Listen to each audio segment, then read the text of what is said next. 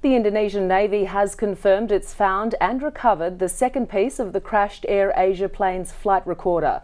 The cockpit voice recorder will now undergo analysis in Jakarta, but it could take some time and there's no guarantee it will reveal exactly what happened. Bartsch is an aviation expert and Qantas's former head of safety. He joins me now in the studio. Ron, thanks for your time. How long exactly will it take for this data to be analysed?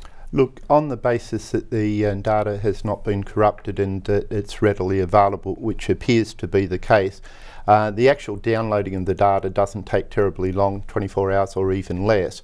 It's the interpretation of that data. But if the data is intact, which looks to be the case, it could be a matter of a few days in which we've got an indication as to what the likely cause or causes of the accident were. There's one theory out there that the aircraft actually exploded prior to hitting the water. In your view, what do you think this data will likely reveal? Look, I feel that that's probably less likely. The fact that the wreckage of the aircraft was not over a large area of the ocean would tend to indicate that the aircraft was relatively intact when it entered the water, and that's probably, and without sort of trying to guess the situation, it's probably likely the cause of a stalled situation of the aircraft. And what exactly does that mean? What does the aircraft go through? What's it like for the passengers on board? What do they experience? Okay, well look, again, it's not wise always to try to second guess what's happened until we've reviewed the data, but if the aircraft has entered into an aerodynamic stall, it might either be a high-speed stall or a low-speed stall, the situation within the flight deck would be to control the aircraft, and if it is found out that that was the situation, that the pilots for whatever reason were unable to recover, it would mean that the aircraft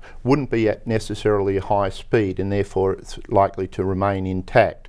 And if it hasn't been able to recover, well, obviously it's going to have hit the water in a condition where it's unable to generate lift, so it's in what's termed a stalled condition. And we are seeing reports obviously of some of the bodies with life vests on, which does indicate of course that they had a little bit of time indeed before hitting the ocean. Sure, look, if the aircraft was above 30,000 feet, 36,000 feet or whatever, if it had a rate of descent of 12,000, 14,000 feet per minute, you're talking about 2 or 3 minutes, which it would be harrowing.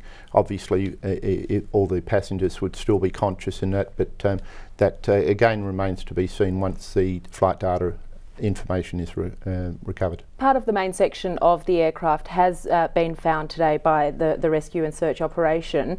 There are hopes, obviously, that the majority of the bodies from this flight will be in that section. We're not sure as yet.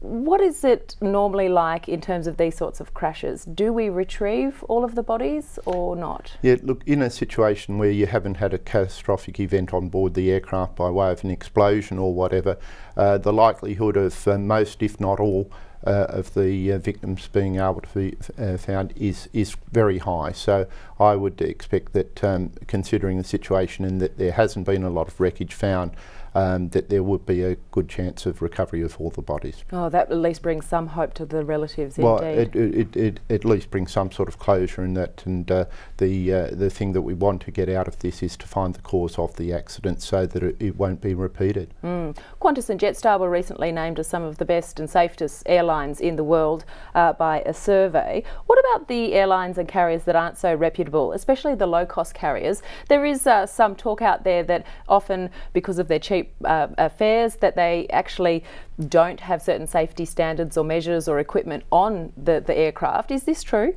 Look, not in my opinion, and I don't think you can equate low-cost carriers to unsafe aircraft. From that survey, I think of the top 10, Jetstar were within the one of the safest low-cost carriers. The function of the safety of an airline is very much dependent on two things. Number one is the commitment of management and the safety culture of the airline. That probably is the most dominant factor. If people wanting to do the right thing, they won't take the shortcuts, irrespective of what the regulations are. The second important thing is the effectiveness of the safety regulator of each of the countries. If the safety regulator is effective, that will find those organisations, those airlines that are not doing the right right thing. But at the end of the day, and that's why the International Civil Aviation Organisation are putting more responsibility now on the actual carriers to manage their own risks, and that's why they've introduced safety management systems. By having an approved safety management system, it means the airline can align their policies and practices along their business model, and then they're able to achieve better safety outcomes. What of calls for continuous data recording methods as opposed to relying solely on the black box, which often, isn't found in certain situations? MH370, the flight just disappeared, and other examples.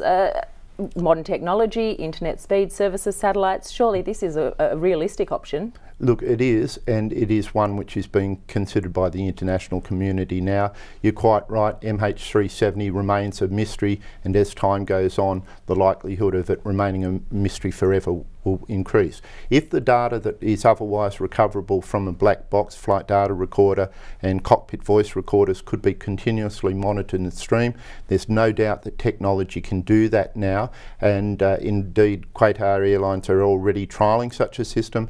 Where there may be some resistance and pushback is perhaps from pilot unions and federations as to monitoring in-flight conversations and the like.